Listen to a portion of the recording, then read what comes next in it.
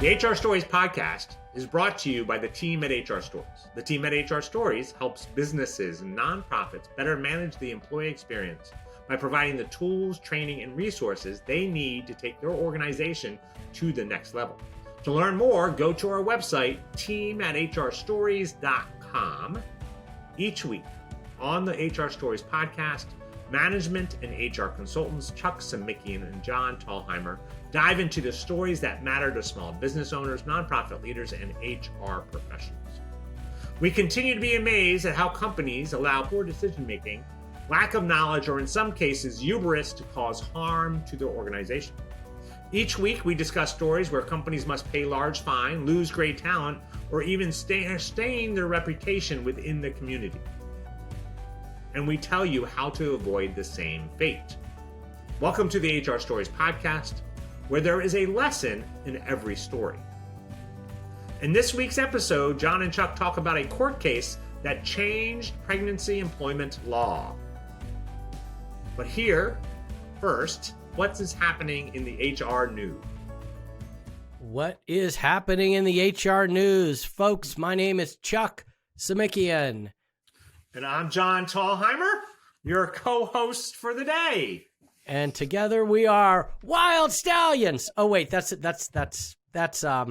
Bill S. Preston Esquire. That's a different duo, John, the Wild Stallions. I don't even know the reference. I don't know. I think that, the older generation, I just can't keep up with you guys. Yeah, that would be a Bill and Ted reference. Bill and Ted's. Okay. Excellent. But this is John and Chuck's HR Stories Excellent Adventure. We're excited you're here. And in fact, I know this is the HR Stories podcast, but if you like the visuals and you want to see us, well, there's the HR Stories on YouTube.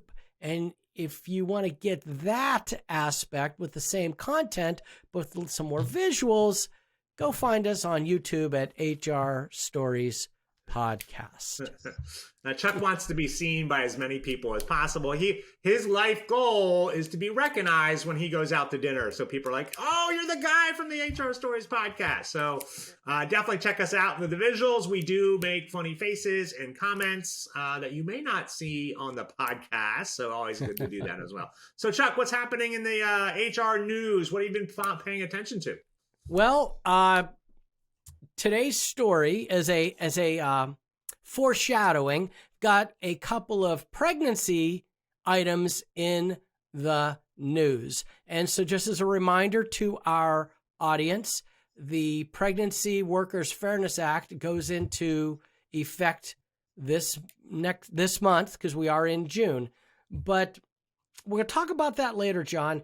I do want to share something that came across the news wires yesterday.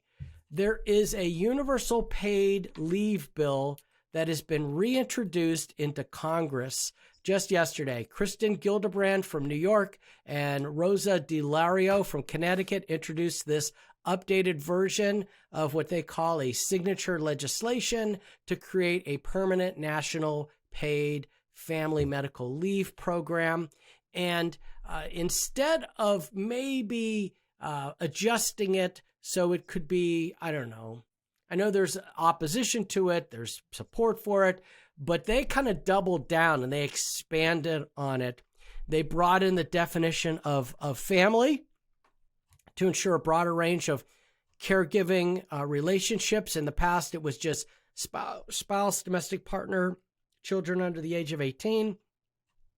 But they've taken that further to grandparents, spouse, step-grandparents, domestic partner, civil unions, things like that.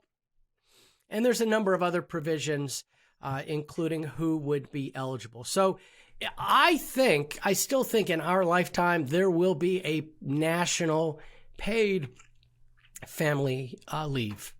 Yeah, and I think I don't think it's going to go through this time, right? I think that the Congress is too divided to allow that to happen, and there'll be a lot of opposition to it from businesses and chambers. And so, yeah, I don't know if it'll go through this time. I agree with you. And when you look at the map of the states that have paid family leave, that map is expanding pretty rapidly.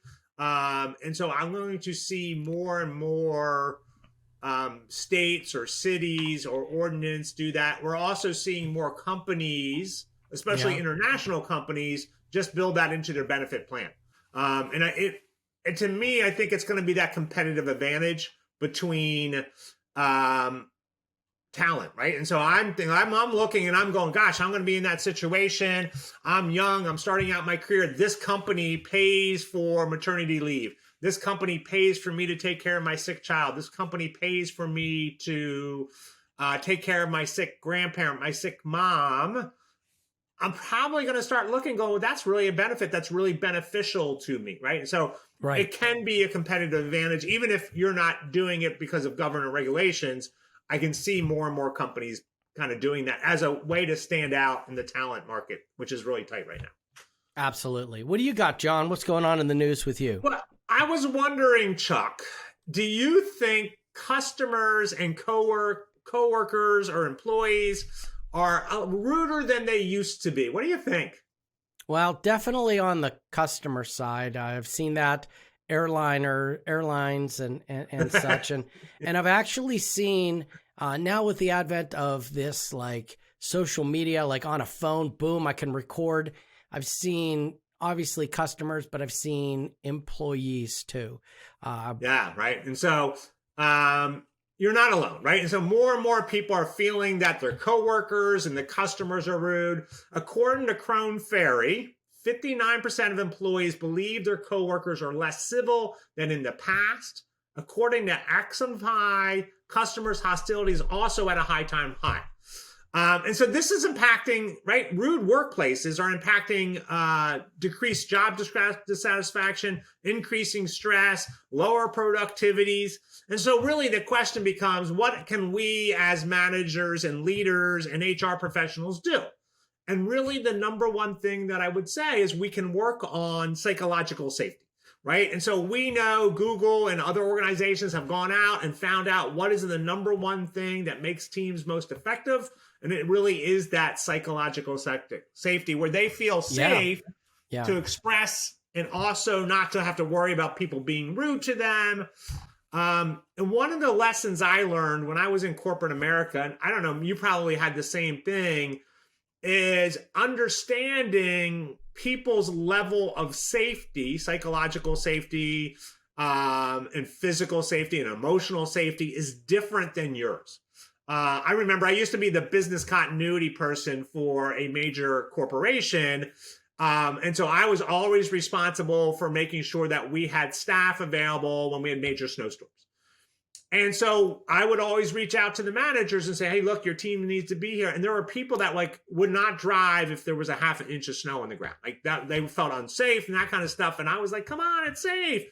And it wasn't until I really sat down and talked to one of them that I could see really, truly that it wasn't just like, I want to stay home. They were petrified of driving in the snow because of past experiences and stuff. Right. And so just understanding that, I think, is a really important thing to do.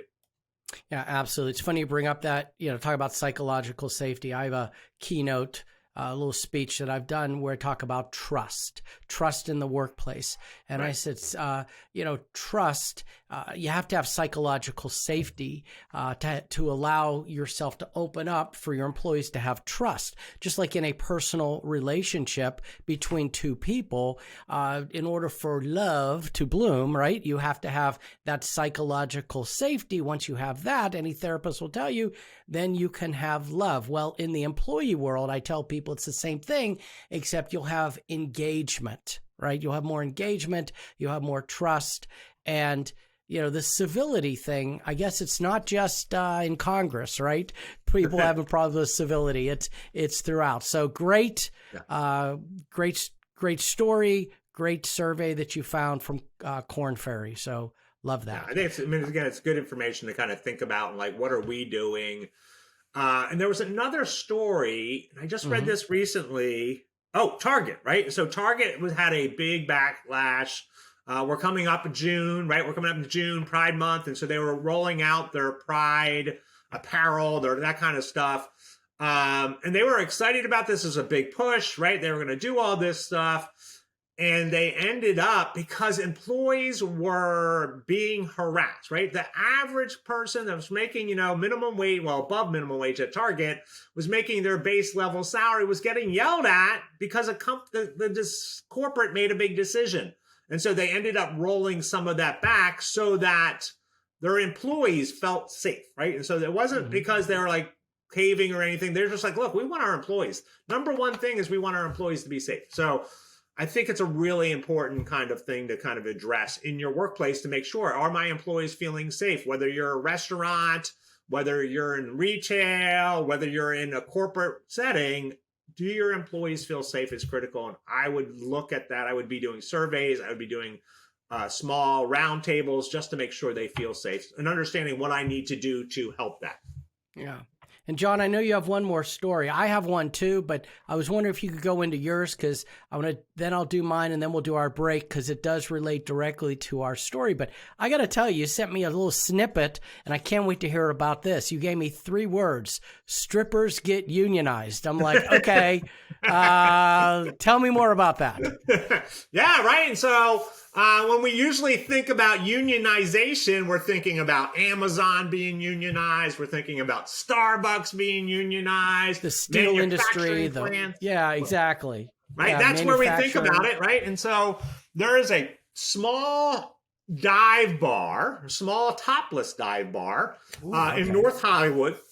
And their employees, the strippers, the entertainers, the DJs, all decided that they wanted to get unionized. And here's the thing: the company just said, "We're bankrupt," and they just closed down. And so what happened was they ended up going to court about this. And so the dive bar had finally said, yes, we'll accept this union. And so this is the first union of its kind. And so there are strippers that have been unionized, and they're unionized under the Actors Equity Association, which is the big, right? Is the big union for actors, performers, in commercials, right? And television and movies and on stage, which kind of makes sense to me, right? And it kind of makes sense in there as well. And what I found interesting is the dive bar has said, right, they will have to do the following. It's going to reopen its business and reinstate certain employees, place others on preferential hiring list, right? And so have the waiting list and that kind of stuff. They have to pay back of employees. They immediately recognize the union and abide by bargaining scheduling with the union. So this, again, where it's at now is the judge has said you need to do all these things, and then they have to now negotiate with the union. So that's still to be put in place. And they can't refile for bankruptcy for 1 year. And they also have to train their managers and supervisors about the National Labor Relations Act and unfair labor practices, right? And so again, you always say this, it's not necessarily always about the fine. A lot of times the government agency is saying, well, you have to do this, this, and this, and this, which puts a burden on our companies in there as well. So. Yeah. Wow. That's fascinating, especially since most cases I've ever been familiar with as far as the employer relationship with the strippers, right, or the performers at these clubs is they're usually 1099 or they're independent contractors and they're not employees. So I guess this would be like you have had IATSE represented you, this would be the same thing. And so they're only going to hire actor equity performers in their club. Yeah, right. And so what is interesting to me is I guess there were 17 individuals in the club that was working in that role or in the roles, right? Because it was not just the professional entertainers, it was also the DJs and all those individuals in there. And every one of them voted for the union. There was no against the union, right? And so when we think about this for small businesses, there are certain things that we should be doing to make sure that we're if you want to keep unions out, right? And then, again, I'm not in here to debate whether unions are good or bad. But if you want to try to keep them out, there's a couple things that I would recommend that you do. Number one is fair, consistent policies and procedures. So being fair and consistent with your policy procedures. Open door management practices, meaning talking to your employees, listening to your employees, making adjustments based on what your employees are saying. Competitive pay and benefits, right? And then it goes back to that word trust again, right? Employee trust and recognition programs are so critical, because what happens a lot of times is employees join a union or have the union in their organization is because they no longer have trust in the upper leadership, that they're looking out for the team or the individual's best interests, and they're looking for bargaining power, right? And so kind of doing that as well on there.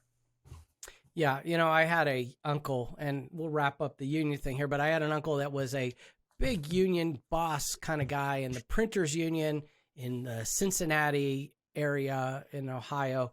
And he would always tell me, he'd say, Chucky, he was an old school guy. I mean, World War II vet, Purple Hearts, D-Day, behind the lines, tough guy, wow, right? Cool. And he says, Chucky, let me tell you something.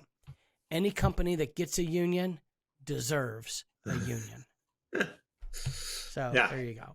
Yeah. There you go. Yeah. All right. Well, I have one other story here that for some reason has disappeared on my screen, but I will find it. There it is. Yes. So this came across the wires 2 days ago on this past a couple days ago. It was a bartender fired because her pregnancy became too much of a liability. Oh, interesting. And I've heard these stories over and over again throughout the years. And this is kind of the same thing. So this is a Texas pub. They fired a pregnant bartender because they believed she would not be safe working there. And if this is an ongoing lawsuit, this has not been settled. This was filed just a few weeks ago in May. So per the complaint, and this is EEOC versus 1901 South Lamar, LLC.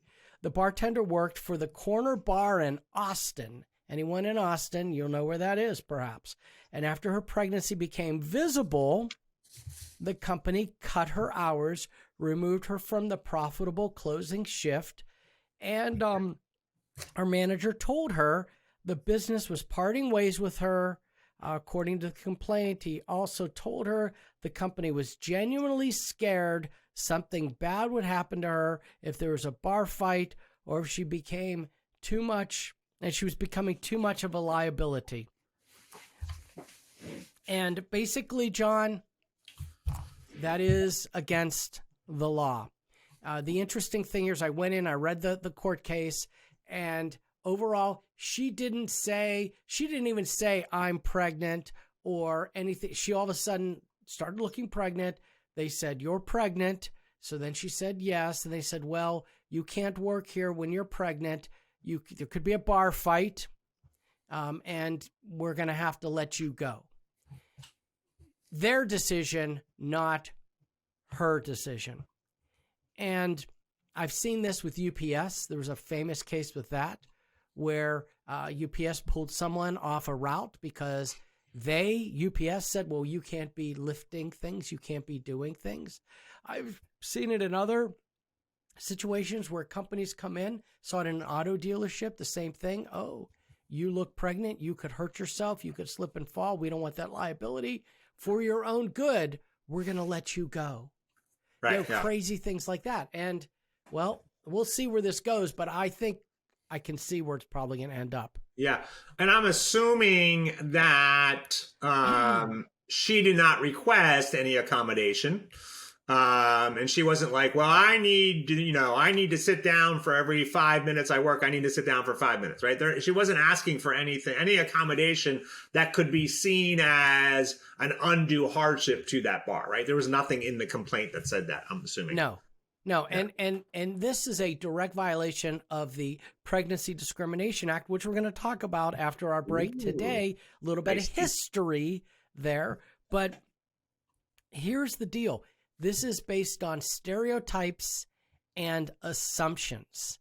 And when that happens, this person cannot do the job, or there's not a commitment for them or their ability to do the job, decisions based on stereotypes are unlawful. And that's in the Pregnancy Discrimination Act. And I have a feeling these folks are either going to settle out of court or be taken to task. Yeah. And the other thing that would worry, I know we need to take a break, but the other thing that would worry me is if the company is like, hey, we have so many bar fights here that we need to protect you from there.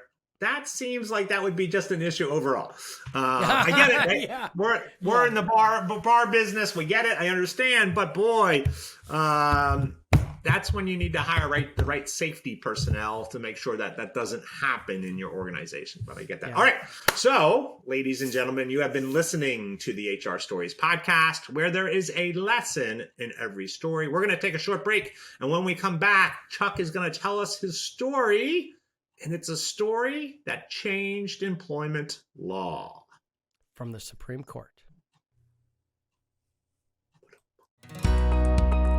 Hey everybody, it's Chuck with the team at HR Stories. The HR Stories podcast provides weekly lessons along with compelling HR news in a storytelling format. But we have found our listeners want more. You know, we know it's easy to be overwhelmed managing the day-to-day responsibilities of HR. We know HR can be isolating. And our listeners want a supportive community to turn to for advice and inspiration. And we've been there. We know what it's like. And that's why John and I at the team at HR Stories have created a membership program that goes beyond the HR Stories podcast. Imagine an education support group for new and experienced HR professionals alike, with twice monthly sessions and an opportunity to collaborate and network with your peers. Whether you are an HR team of one or you have HR as a responsibility, our membership program is designed to offer benefits that will elevate your knowledge and advance your career. Simply go to team@hrstories.com and click on the membership link in the top menu bar to learn more. Or check out the link in the show notes below. Ladies and gentlemen, welcome back from the break. You're listening to John and Chuck as we talk about history-making cases from the Supreme Court at HR Stories podcast, where there is a lesson in every story. You know, John, before we get into the story, we did have a listener question. Oh yeah, our new thing, our listener question time. Love it. Listener question time. So let's talk a little bit about that, and then we'll get into the story. All right, so here's the question, not verbatim, but here's pretty much what it says. So look, several of our upper management, the executive team, have mentioned going to a points attendance system. Right. And does anyone else's company currently have this in place, and how does it work? And I don't have the poster's name on here. Didn't want to kind of call them out just in case, issues there. But it's a good question, right? And we always hear about, how do I make sure my employees are showing up for work? And I think this is something all companies struggle with. So I know, Chuck, you've had experience in point systems, so share your wisdom with everybody. What's going on? Yeah, well, I got to tell you, 20-something years ago, and this was a larger employer. This was Universal Studios here in Orlando, thousands of employees. And we had an inconsistent way of applying attendance. And it was really difficult. And one of the we had a lot of employee dissatisfaction. So we implemented a point system, and basically it was everyone started at 0, and then once you got to a certain amount, if you called in, if you were late, if you're more than 30 minutes late, if you're a no-call, no-show, each incident added points. Once you got to a certain point level, you were, terminated. But you would receive a verbal, a written, a final written, that sort of thing. And then a couple years later, we realized, it's kind of, it was a little too strict. So we reversed it and we said, okay, everyone starts at 10 points. And then when you get to 0, then you lose your job. But what about these folks that have great attendance?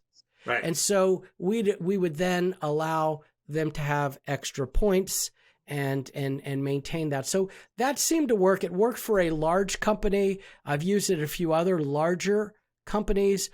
But the other downside was it was a no-fault system.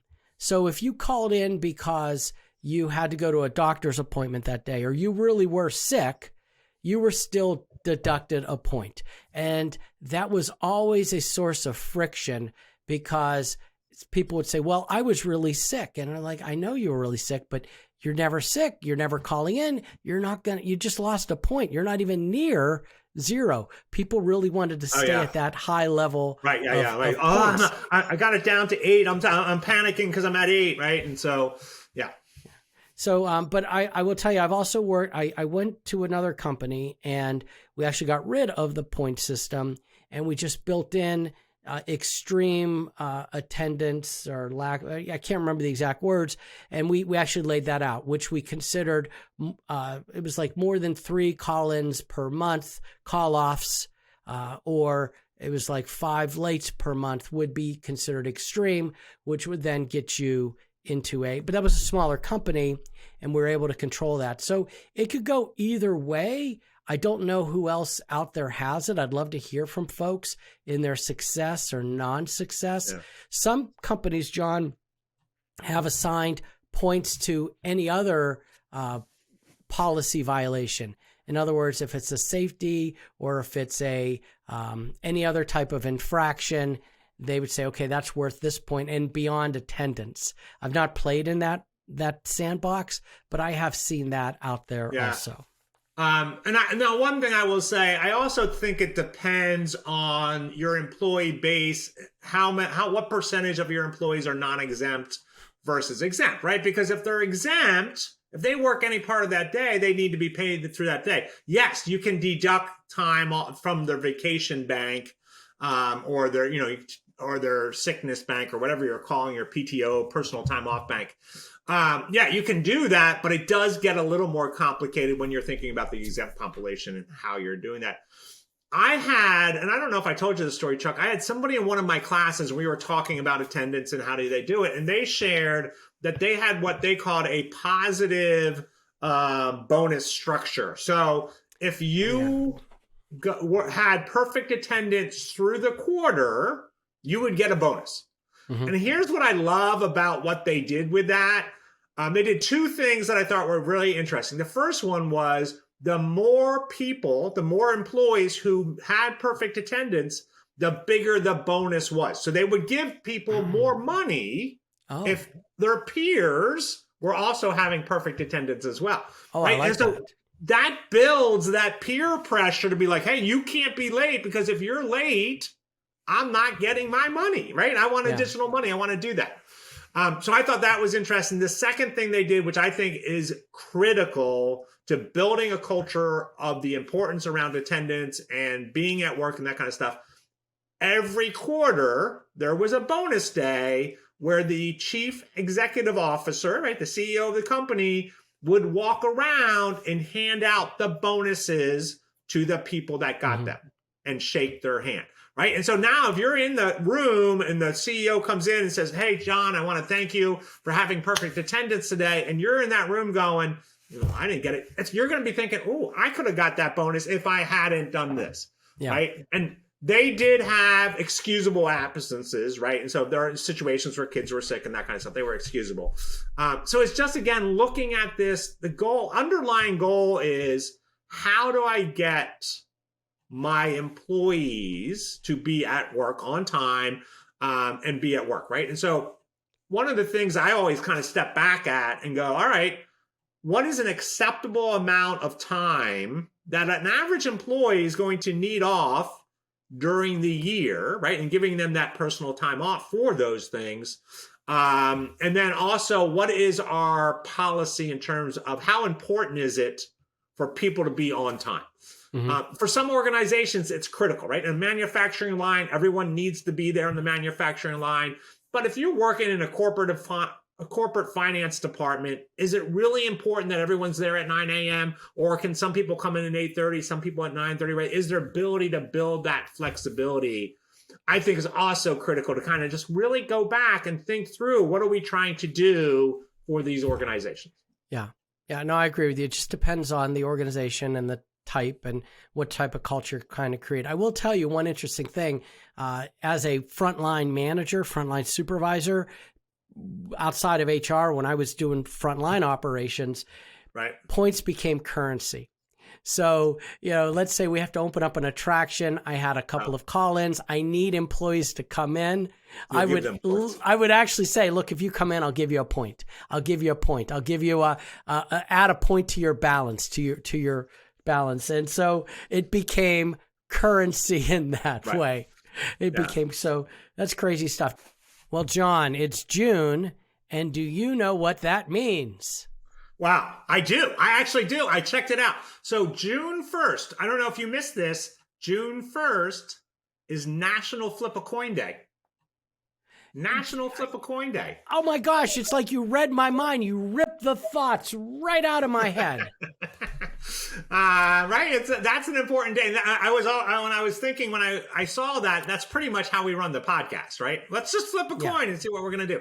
It's also the month we celebrate Juneteenth, right? Juneteenth, the independence of slaves in our country. It's also Pride Month. We celebrate our friends in the LGBTQ plus community. Those are pretty exciting things you're talking about. I'm assuming that's what you meant, right? All those things that you meant right there. Well, there's a lot of stuff going on in June, but as I foreshadowed at the beginning of our show today, June could mean a bunch of things, but this month, the Pregnancy Workers Fairness Act, which was signed by President Biden in December of 2022, goes into effect at the end of this month on June 27th, 2023. And there's a lot to break down on this new law. And in fact, we do have a free checklist that we can provide to listeners. If they contact us, you want to email us in the show notes below. Let us know you want the free Pregnancy Workers Act checklist. And in fact, we will also throw in the Pump Act checklist too, which is another law that was signed recently and started, I guess, being enforced this past April. Correct? Yeah, correct. Yeah. So both of those are enforced. And it's interesting, right? Those checklists will be, those checklists are not in our 2023 version of the HR checklist, the step-by-step guide, the ultimate book of HR checklist, right? And so if you want to learn more about our reference guide, the ultimate book of HR checklist, go to hrchecklist.com and you can read all about it. If you do invest in it, it is a 3 SHRM recertification credits. And starting June 1st, we are now doing a $100 off. We're doing summer pricing, so it'll be $100 off the regular price. So I think it's around $79, which is a great deal to get all those checklists. It's pretty much $1 checklist. Right. And so it's a good deal to get that. We have had so much great feedback from those people that already have it, and they're using it every day. It's helping them stay grounded on making sure they're getting HR right. So that's just a great resource in there as well. Yeah, and if you go to that hrchecklists.com, you can read all about it. But also, like John said, you'll read all about it. But if you click the Buy Now button, you can dig further. You can actually see a preview of the book, look inside of it. Like John said, great reviews from readers, some saying they use it every day. So we're really excited about that. But getting back to the Pregnancy Workers Fairness Act, that's coming out, and we Folks, we actually went live on our Facebook feed this morning. We talked a little bit about the PWFA. And so we would encourage you, if you want to be part of those live events, we do them every once in a while. You want to go to the HR Team of One community, HR Team of One community on Facebook, sign up. And when we go live on there and we talk a little bit about that. But we talked about this today, and we shared a story about Walmart. What would have happened at Walmart? It was a case in August of 2022. Walmart was sued, had to pay a lot of money. But if that had happened in August 2023, it would have been a different outcome, because the Pregnancy Workers Fairness Act is something that closes the hole in a lot of the pregnancy laws are for pregnant employees, treating pregnancy as a disability, and it will mandate reasonable accommodations. But before the Pregnancy Workers Fairness Act and the Pump Act, John, there were other laws, and there still are other laws in place that help protect pregnant workers. There's Title VII of the Civil Rights Act. There's the Pregnancy Discrimination Act of 1978. And of course, the Americans with Disabilities Act and FMLA all have certain parts and pieces that add up into protections for pregnant Americans. Right.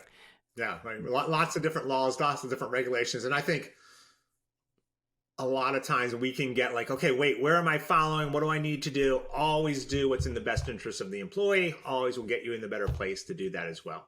Yeah. But to bring everyone up to speed in the past and how we got to where we are today with the PWFA and the PUMP, the Pump Act and the Pregnancy Fairness Workers Act, I have a history lesson for you. History lesson in our series of Supreme Courts. And folks, in case you don't know, we've occasionally been doing a series, Supreme Court cases that changed HR. And today's main story is one of those. This changed HR, and it actually changed America in many ways. But we got to go back to the mid-1970s. Cue the disco music. I remember it well, back in the 1970s. Oh, sure. Yeah, it was a Supreme Court case. And I don't know how to say this name correctly, but it was Geduldig versus Aiello. And Geduldig was an actual name of a person, which I'll explain in a minute. I love a little history on a Friday morning or a Tuesday morning when you guys are listening to it, right? Getting in a little history. And I love when we do these podcasts, when we do this series about the Supreme Courts that changed HR, I love how you always kind of give us like, oh, it gives us a better understanding of why we're doing what we're doing, right? It gives us that true, reasonable basis. So I love that you're going to go into that. So I'm here. I'm all ears. All right. Awesome. So since the mid-1940s, actually 1946, right after World War II, California operated this disability insurance system that supplemented workers' compensation in that it provided payments for disabilities not covered by workers' comp in the private sector. And it was funded. It was interesting. And you see this now in other states. But this was the very first one. And it was funded by contributions deducted from wages. It was 1% of participating employees for whom the participation was generally mandatory unless they belonged to some private insurance plan or something along those lines. But certain disabilities were not covered.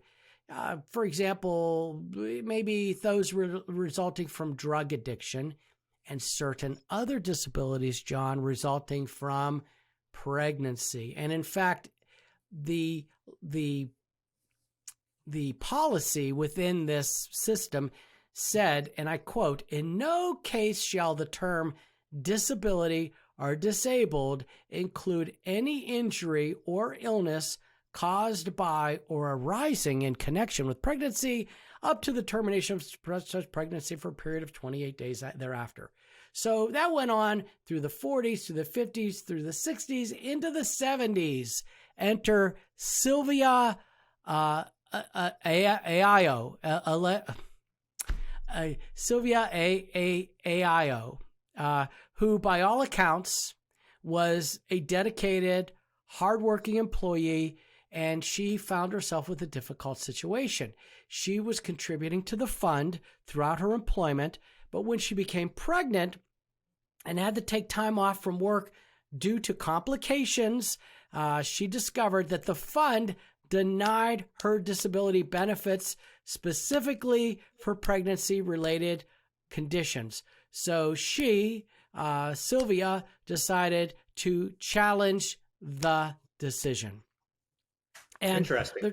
and there's so much more to this. There were some other women that decided to do it. They went a different path. They went through California, and Sylvia challenged, and she actually won in state court.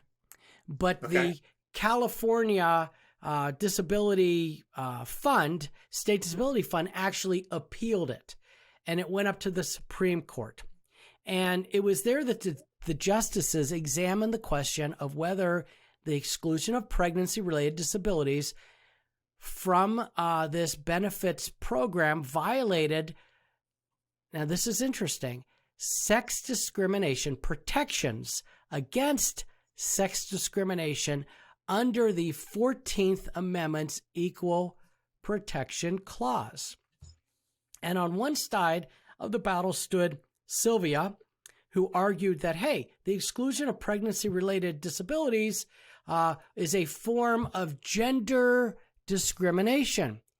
You know, she said, look, women, as the only gender capable of becoming pregnant, we face unique challenges and should not be denied equal benefits based on a gender-specific condition. This is her argument, 1974. But on the other side, you had the California State Disability Fund.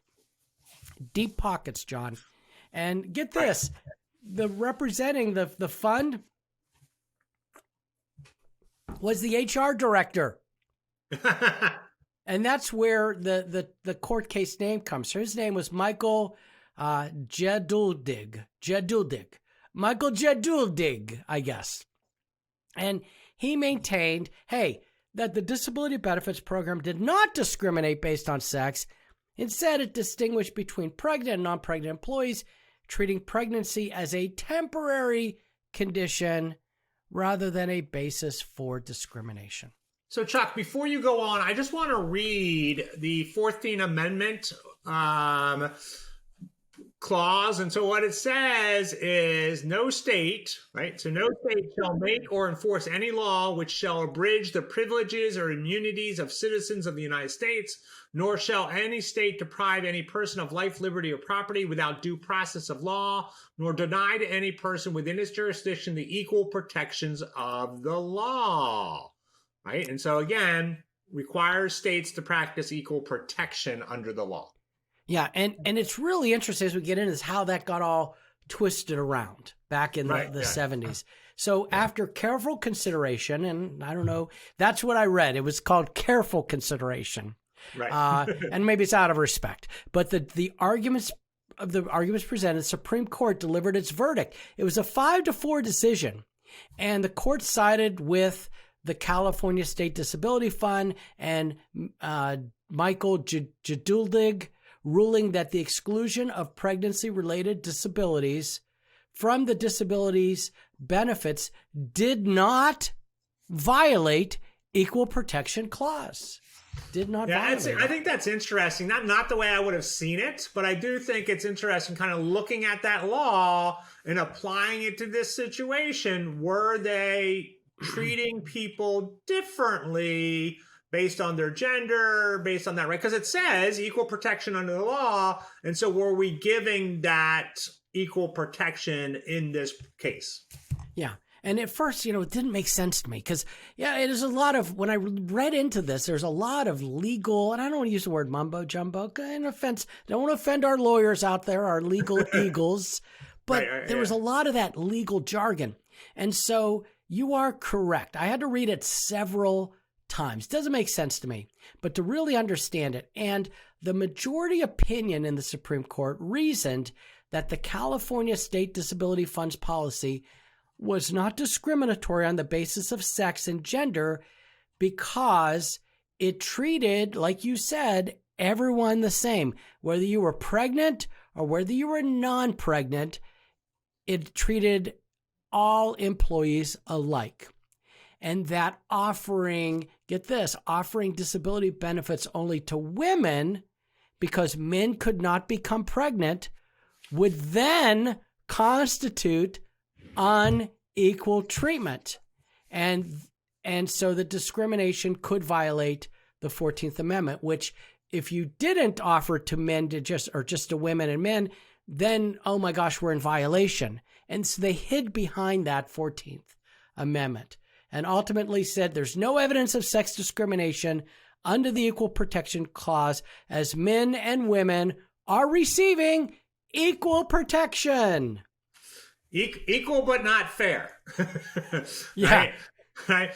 Right. And so, God, it really is confusing, and it's a lot of, right. And I think this is a lot of times when we hear these Supreme Court cases, they're really going back and going, okay, what does this mean? How do we interpret those words, and how does that make sense, and that kind of stuff.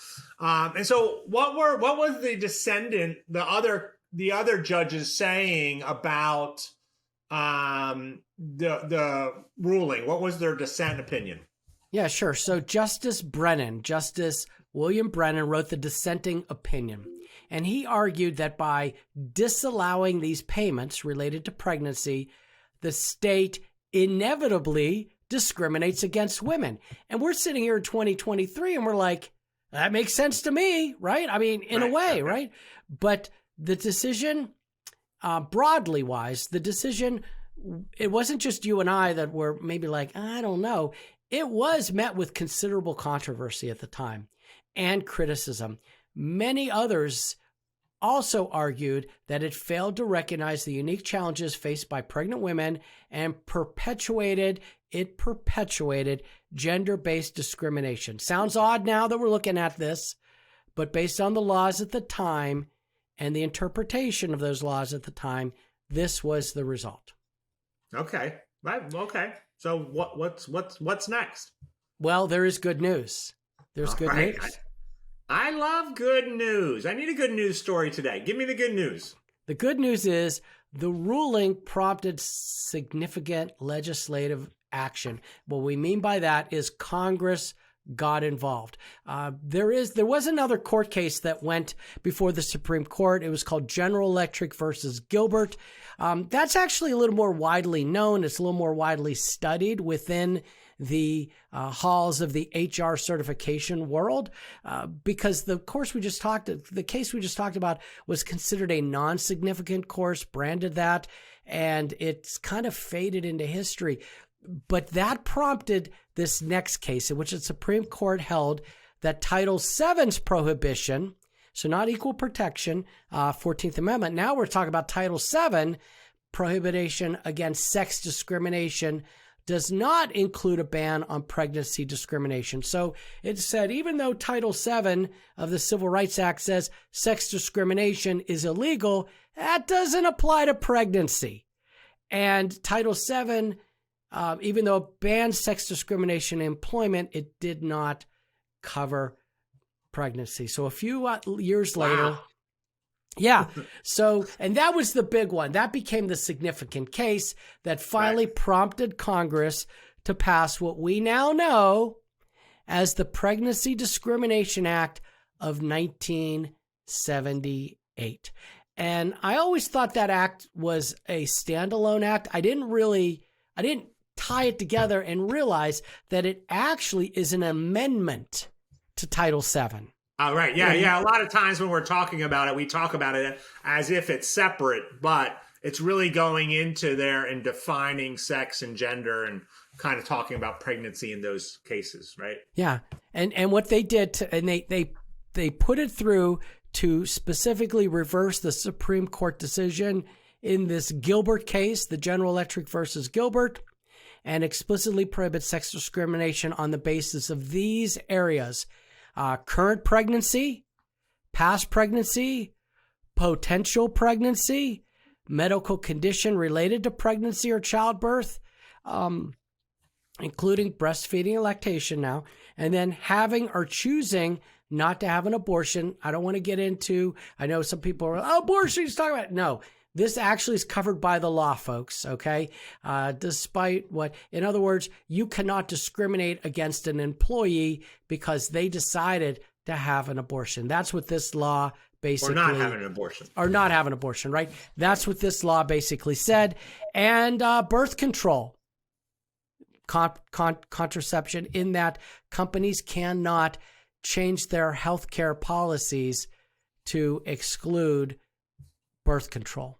And we saw that come with Hobby Lobby. So, and that's a whole other story. Right. Yeah. I mean, it's definitely lots to unpack there, but it's really interesting that you kind of start seeing the history of this, you know, going back to the 40s with the California, hey, we're going to do this thing. This is a good thing. We're going to do this.